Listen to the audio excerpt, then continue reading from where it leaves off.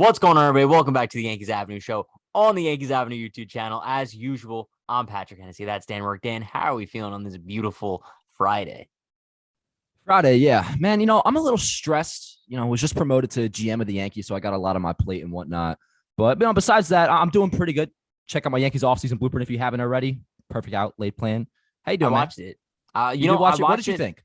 So, okay, I'll give you like a little bit of like a critique. I thought it was solid, right? But it just wasn't realistic, especially because like you put realistic in the title. It was realistic if you were the GM, but like in the current state of the Yankees, I'm sorry, like I want Trey Turner, but I don't think that there's any chance that he'll ever be a Yankee. That is fair. And that's something I do want people to know. This is as if there's an alternate universe. Dan Rourke is a GM, and the Yankees are willing to have a payroll of $273 million. Those two things aren't the case. Yeah, maybe we're probably not getting Trey Turner, but we're in Dan's world in this scenario. And Dan's world is a great world because I admit, if everything goes to plan, which give me a little bit of credit here, I thought this shit out. Like I laid out all the financials of things. I stayed No, under you did budget. great. It all made sense. If that offseason were to go down the way I laid everything out, admit you'd be pretty stoked as a Yankee fan. No, bro. I was looking at like the potential lineup and like the fact that like you're able to put Volpe in that 9-hole, bro. You have Trey Turner leading off. Hey, don't spoil my video, bro. They gotta watch it. Oh, yeah. Oh my No, it was just two. God. But no, it was solid. It Don't was you know really nothing good. about this Watch business? it. Link in description, right? How are you doing? Yes. How I'm are you doing? solid. Life is good. A little bit pissed off because like daylight savings. Not really sure like why that's a thing. I think this is the last year that it's happening though. I think that after this we're kind of done. But yo, the fact that like the sun starts setting at like 3:30. Yeah, I think What? it's when it goes back this spring. I'm pretty sure that is like the last Yeah. of this whole thing. We ain't gonna be doing it again. And I'll be honest, I used to be a fan of it because around this time of year, like I used to always like it getting dark early. I don't know why, but like to go behind the curtains a little bit. We're recording this on Thursday night. It's currently 5:24 and it's pitch black outside. Not a fan of that. Not a fan of that. But hey, Yeah. you know what does start today? Free agency, the offseason, bro. And I'll say this. Let me say this right now. I am in off-season mode, and this happens every single year, and I love it because whenever the Yankees get bounced and a team eventually goes on to win the World Series, I'm like, man, like I don't know if I'm gonna be able to get over this.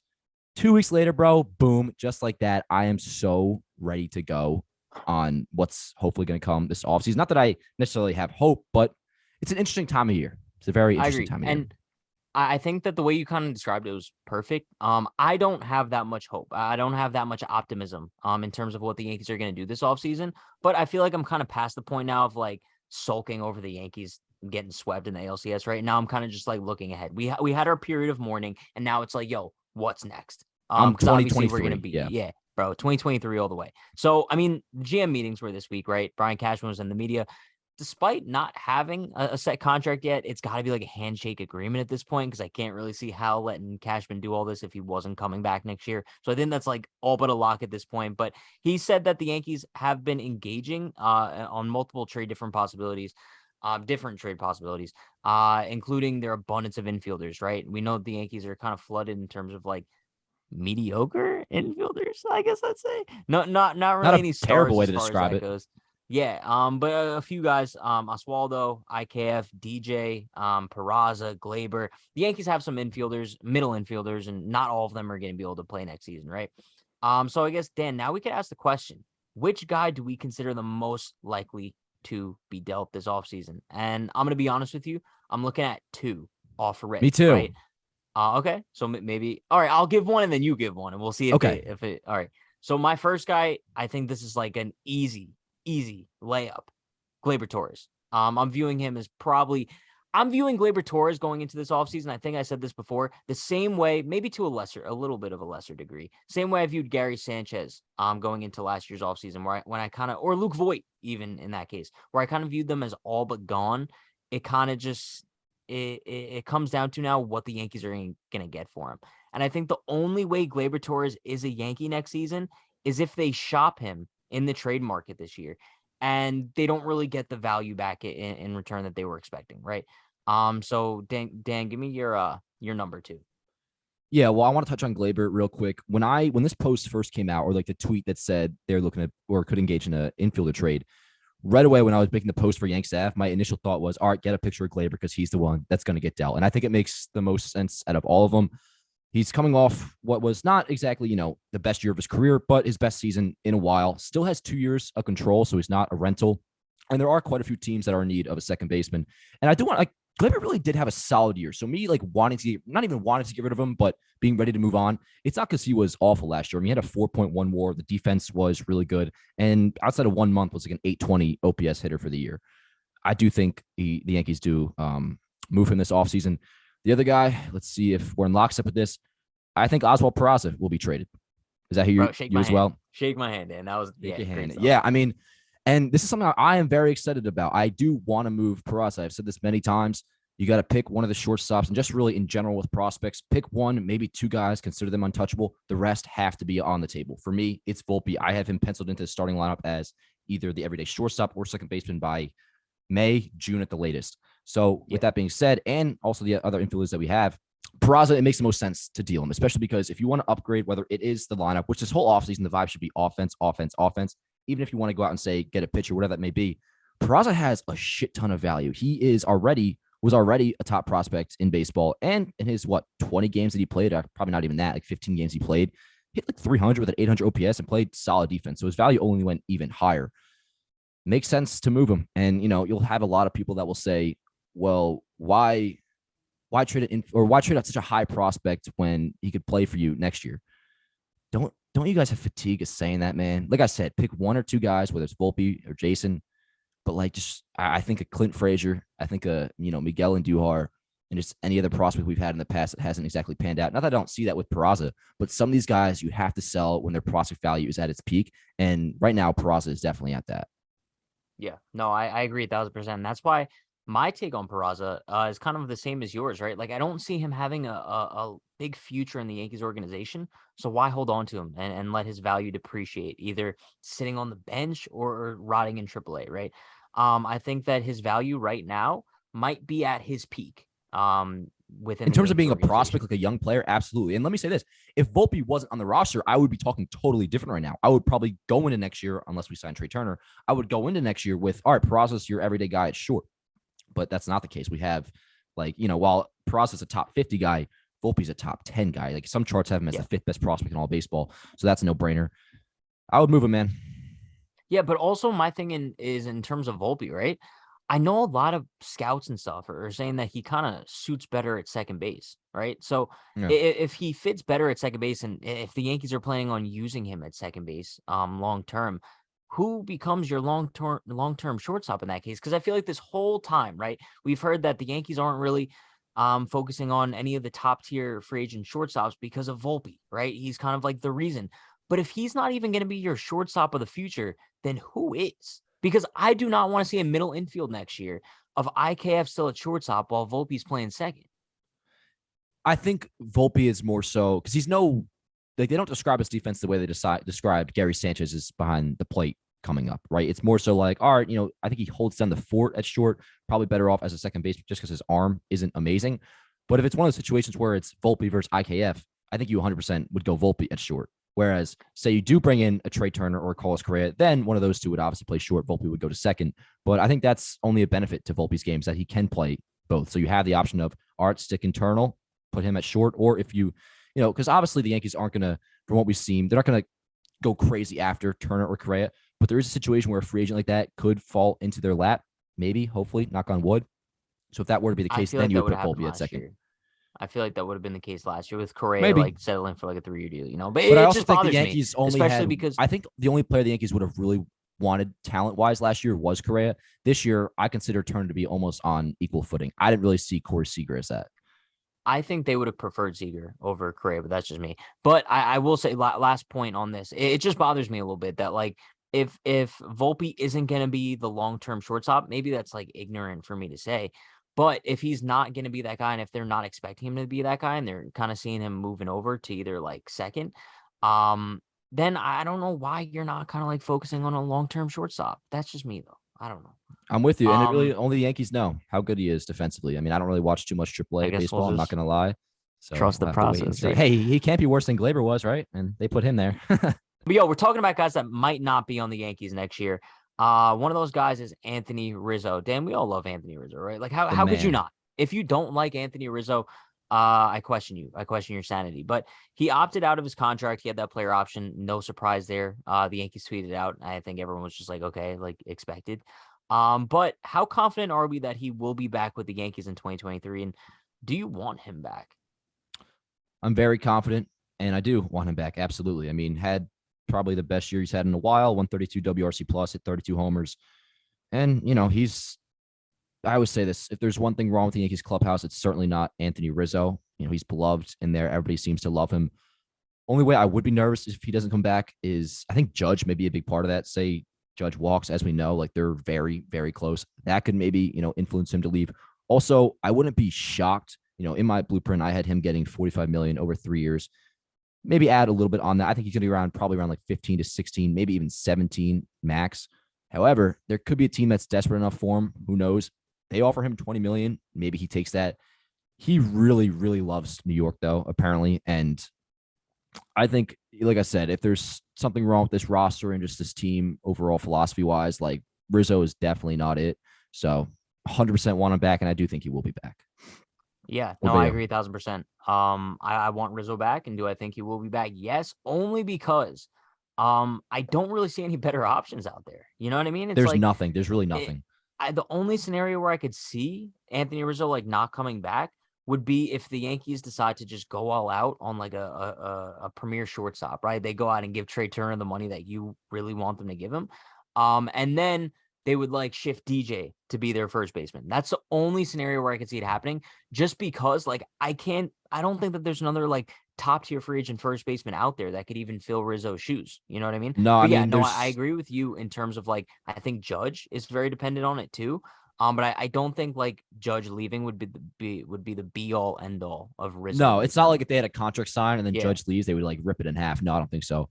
Free agency wise, I think it's Josh Bell might be the second best option. Who nice player. I mean, played well for San Diego. It's a no brainer though to bring Rizzo back. All right, so Dan, look, we're talking about guys who the Yankees are planning on making a run at this offseason, right? One of those could be Justin Verlander, World Series champion Justin Verlander. That is something. The Astros won the World Series while we were gone. Shout out to them. Shit.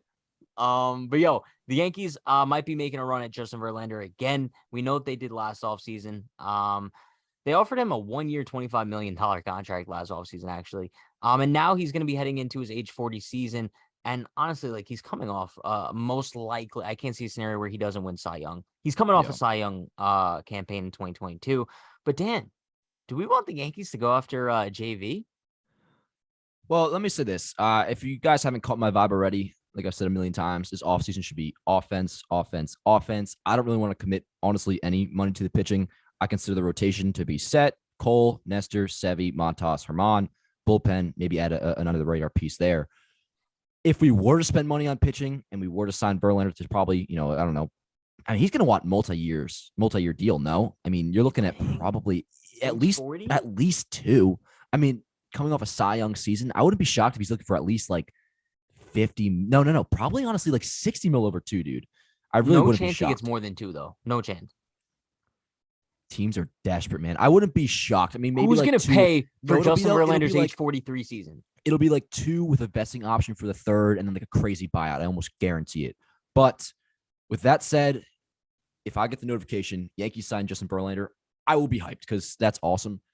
But at the same time, man, it would almost kind of feel a little too late in a sense. We wanted him in 2017, didn't get him, arguably ended our season. And then obviously, this year, pitched well, just in general. I mean, we wanted him last year. We wanted a couple other times. If it took until he was 40 years old for the Yankees to sign him, it just automatically seems like this would be the time where he would just suddenly become washed. Doesn't it feel that way? Like he would sign with us, and then that's when his career would take a crazy downspin out of nowhere. I mean, I shouldn't even say out of nowhere because he is 40 years old. But you see what I'm saying here? I could very well see that being the case. And for that reason, and the money, like I said before, with investing in pitching in general, I'm kind of good off Verlander. Yeah, bro, 1,000%. I agree. I listen, Verlander's a great pitcher. At least he was a great pitcher last season, right? But I do feel like I just get those vibes where if he signed with the Yankees, that's the end of his career. Like, I feel like it could even be one of those scenarios where he makes his first start, bang, injured first start. He gives the Yankees like 2/3 of an inning, done, career over. Like, that's just one of those scenarios where I could totally see happening to us.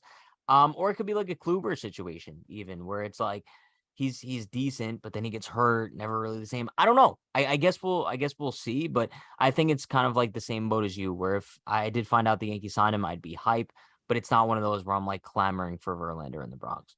Yeah, and I want to give him a little bit of credit. I mean, injury-wise, he has, outside of that Tommy John year, he has stayed healthy pretty much all of his career. I mean, you look at his Fangraphs page, he made like 33 plus starts.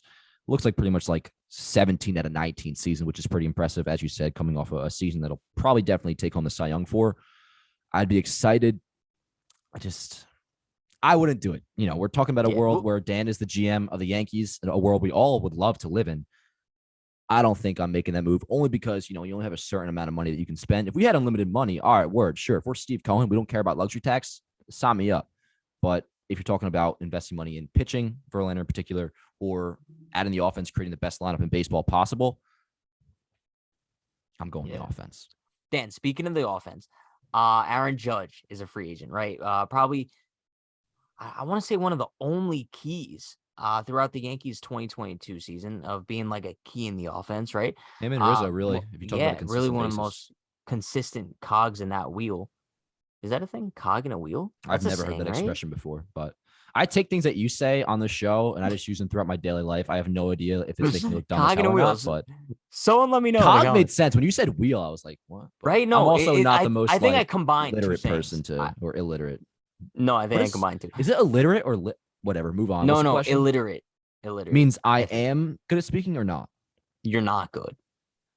Because illiterate would mean you're good. I am illiterate. I know that. You're illiterate. I'm a fucking genius when it comes to baseball, but I just can't speak. No, same.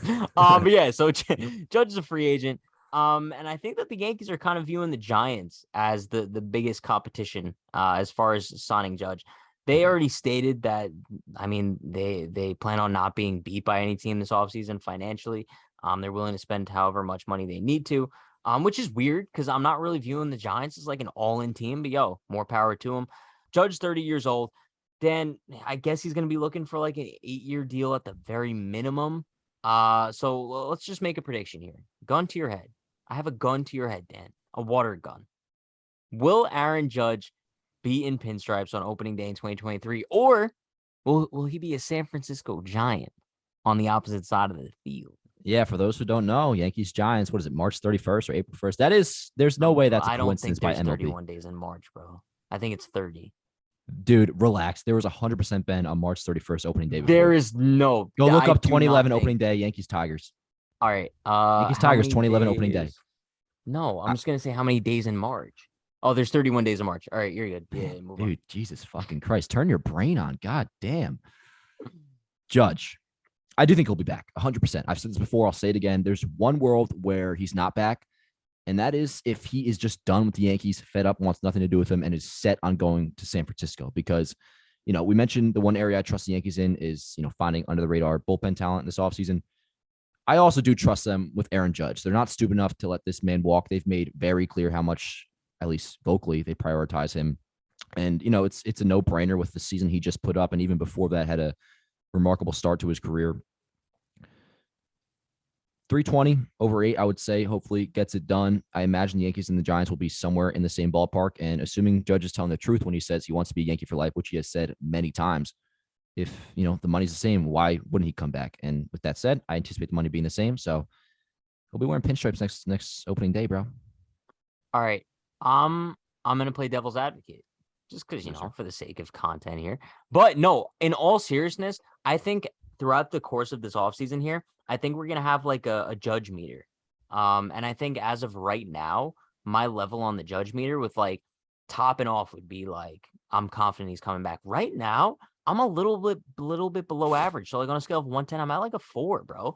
And obviously like this could change depending on like what news comes out and whatnot. But I don't know about you, but I feel like all the information we've gotten on like the Judge / Yankees front so far this offseason has just been very ominous.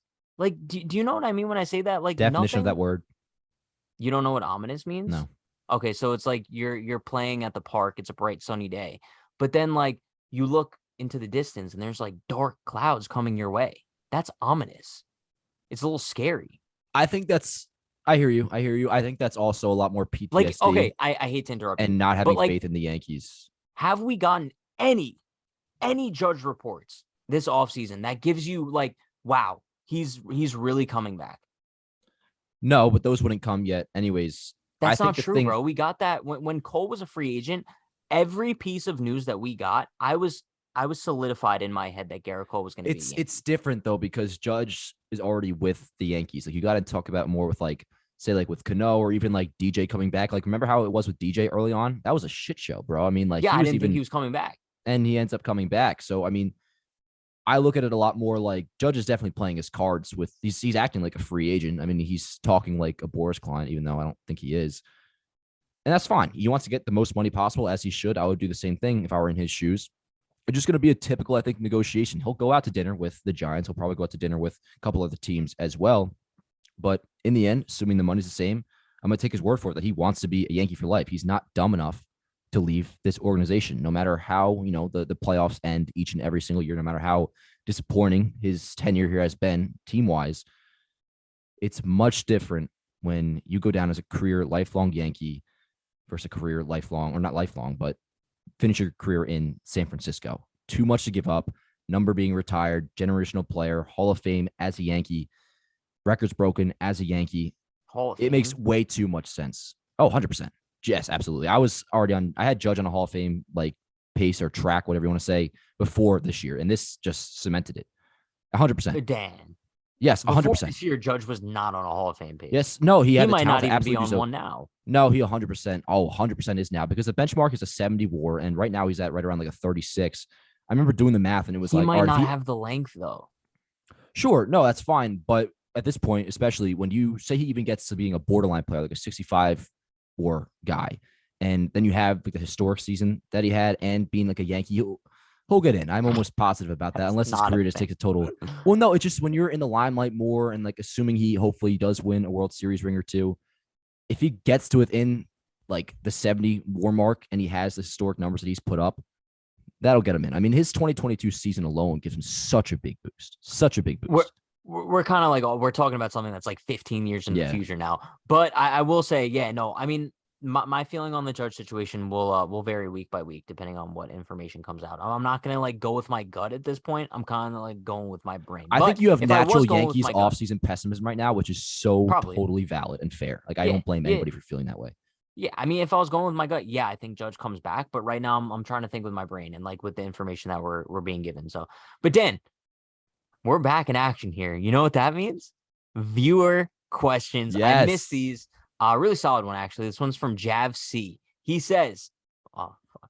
Or she, I don't fucking know. Which former Yankees deserve to have their numbers retired next? Let's talk something positive instead of the whining/complaining the majority of fans do around here, which I don't think is us. I was just going to say, our vibes this episode have been pretty damn good, I would say, but I like his attitude. I agree. I think, if you can be optimistic in some sense, you should be, be happy when you have the ability to. And I have some thoughts on this topic. Do you want to go first or should I go first?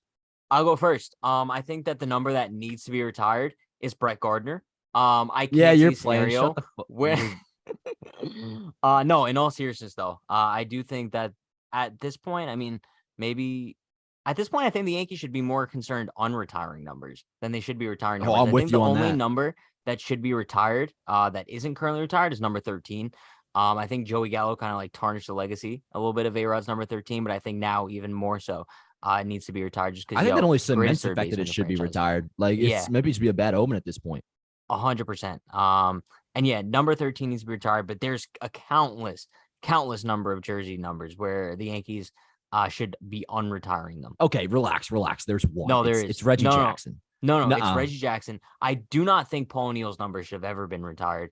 That makes sense though to me. I mean, bro, like, if I'm being honest, I wouldn't have done it, but I'm not gonna like throw a fit over it. Reggie is, especially now with him like being all buddy with Houston and shit.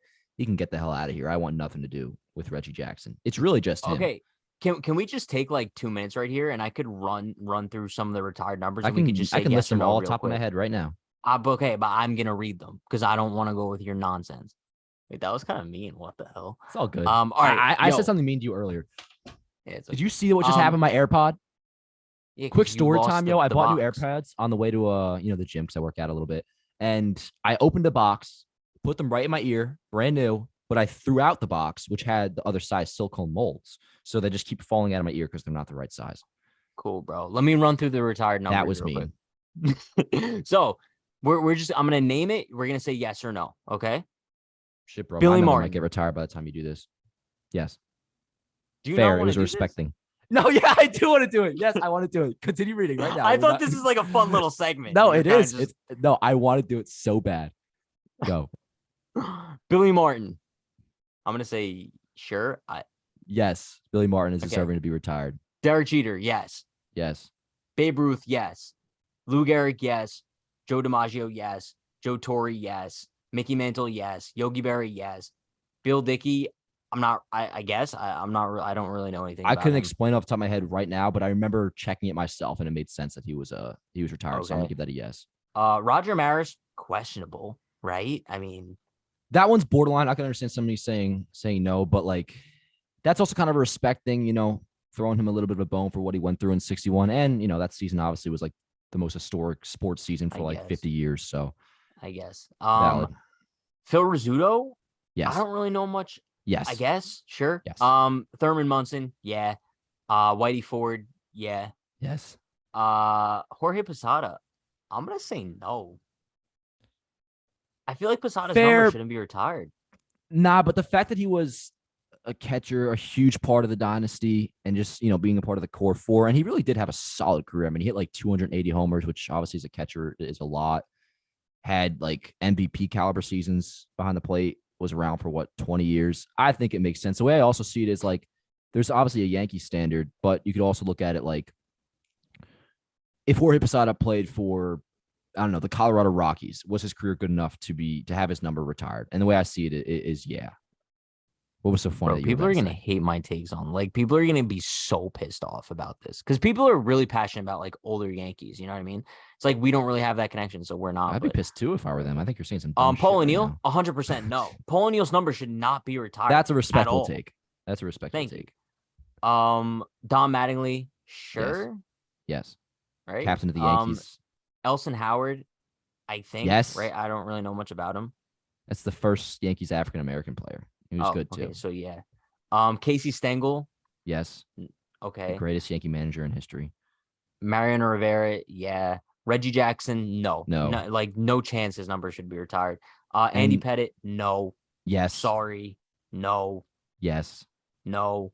Ron Guidry. Sure. Yes. Bernie Williams. No. Yes. Oh, you're on crack. You're absolutely on crack. Why? Bernie Williams was phenomenal, dude. Okay. Is he a Hall of Famer? Forgotten about. Wait, this is typical case of that's not the no. That is not the end all be all here. Are you a Hall of Famer? A lot of it because it all has to do with in the end winning. It's the same conversation we had about Paul O'Neill. Why I understood why they would retire his number. Since when is that like the okay? So is Judge's 99 going to be retired if he never wins a World Series? Oh come on, bro. No, there are obviously exceptions to the rule. But when you win, especially in a dynasty, 4 World Series championships, that obviously, elevates your standing among the organization, not to mention the fact that he was a very, very good player. Like, for real, if you pull up Bernie Williams' baseball reference page. I know, but who cares if someone else wears his number? All right, Pat, I mean, this isn't something, it's not like that, like, deep in a way. I mean, it's nothing to get that riled up about. It's not that serious. It's a nice thing. I think we're taking that out of context now. But there's also CC as well. What would you feel about that? Because that's coming. Okay, I've come to a realization right now. I'm being a little bit biased. I'm being a little bit like, wow, like if I was in like my 50s or 60s right now, I'd be pissed off at myself just because like I'm gonna say yes to CC just because like I have a connection to him. But in all seriousness, probably not. Like if we're using my logic that I've stuck with throughout this list, I'll say no. That's what I was gonna ask it. Yeah. I'm cool with CC getting retired. I think he embodied being a Yankee very well. Won a World Series and one of the better pitchers of the 21st. Narrative now. What's your narrative? You were very consistent right there. I was impressed. I was, and you kind of just acknowledged, but you more so honestly gave insight to. I acknowledge why the people who are going to criticize you, why like how they might feel. Because while you look at the stats and you see like, all right, maybe CC's 9 years aren't exactly worthy of getting his number retired. You were actually able to have like a personal attachment. You watched him, so you do feel that way. So it all is a matter of acknowledge the bias. Yeah. It's Yeah, okay. you know, if only you were like level-headed like me, dude, and you could actually like, you know, whatever. Yeah, Mister. Let me give Trey Turner I $300 million. stand on a 273 mil. Yo, I think this is a good ass episode. Me and you were kind of going at each other a little bit, but it's all in good spirits. Nice shirt, by the way. Keep your heart. There's something on the bottom of that. Yo, Dan, can you tell the people what you told me before we started recording? Yes. So this Sunday, I'm glad you brought that up because I want to give you guys a warning. All right. Now listen, Sunday, 1:30 p.m. I'm going to be getting my hair cut. It's not going to be, you know, anything too different. Going to keep around the mullet, you know, trim it up a little bit. I will also be dyeing my hair. Now listen, it might be inspired by the king of rock, Elvis Presley, but I'm not going to go full try hard and dye it jet black. No, I'm not going to do that. I will be dyeing it, you know, a nice dark brown a little bit. And you guys may see me grow out some sideburns. I'm not so sure. You know, maybe rock some EP glasses. I don't know. But I wanted to give you guys a forewarning that it's coming and not to make fun of me. And you have the right to make fun of me, but come on, we're tight in here. Dan, I look fucking dope as hell, bro. I am the king of rock. Insane. Call me the king of ball. Yeah. One more thing I do want to add, I guess, is for the people who are still sticking around. We were debating whether or not we want to move the Monday show because we're doing 2 episodes a week, right? Monday and Friday. Dan, I know you mentioned like maybe moving it to Tuesday. I've kind of like come to a standing point right now. I think Monday should be the day. If anybody has any arguments, it's like, oh, maybe we should do Tuesday. Let us know, but I think Monday's the day. I'm not against it. I mean, my logic was it's split up the week, but then we came to the conclusion before that it doesn't. Yeah. It's all going to be pretty much the same because we're talking about like days in between shows. But it really doesn't make a difference. I mean, whenever we put out the episode, we put it out. But I'd say we go off the Monday for now. We'll keep it Monday and Friday, right around 10 a.m. ish. I don't know. This episode's going long as hell. Also, I got my bed finally, by the way. You see that? For the first time. You've been sleeping on the floor, right? I moved in this crib. No, I had a futon from Walmart. But my parents finally dropped off my bed yesterday, which is awesome. Yo, that's to do with this episode. Good time, right? Cool, I guess. All right, dude. You know what? I'm not going to say what you know I'm going to say. That'll do it. Drop a like. Damn, man, I'm getting choked up. Drop a like. Subscribe. Check out my off-season blueprint. Damn, I really can't speak, bro. I'm just going to retire from this business. No. I'm just going to. All right, let's state the obvious. We haven't been able to speak this episode. Maybe I don't know what's rusty. good. I don't know. Maybe that could be it. I don't know what it is, but like I just sound like even more ridiculous than I typically sound. But that's to do with this episode. Drop a like, subscribe, check out my blueprint. Tell Pat he's a beautiful man because he is. Where that came from. See you guys next time. Let's go, Yankees.